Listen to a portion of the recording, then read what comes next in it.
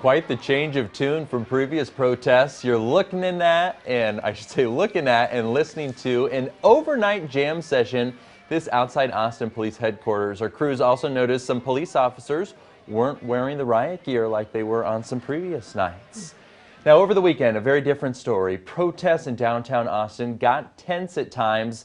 Police fired beanbag rounds into the crowd as well as smoke and tear gas. Yeah, today city council members are going to hold an emergency meeting because they want to take a closer look at those protocols that APD has been using during these protests.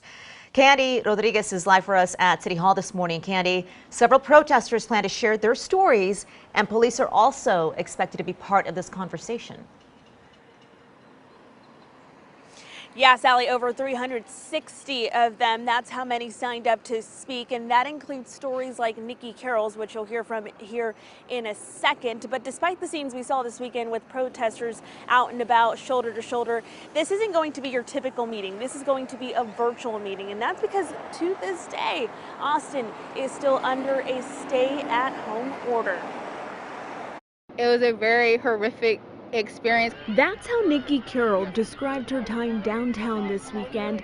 She was just one of hundreds who were there to protest against police violence, but her cries for injustice quickly became tears of pain. I wasn't one of the people who were going after the police or throwing stuff at them. I literally had my back to them and I was pushed and then dragged after that, and that was not okay. That's why I and my colleagues are saying we need to have emergency meetings where we talk about the protests and talk about what people are asking for and talk about making sure that we make sure that folks were taking the appropriate action, because we don't want the police escalating these situations.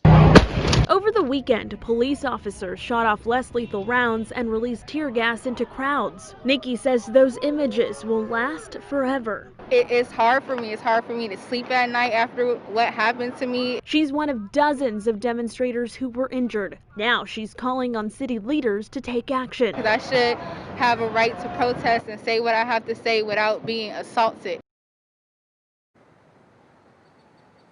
Nikki Carroll tells us she still has bruises all over her body and a little sore, but she's recovering. Back to you.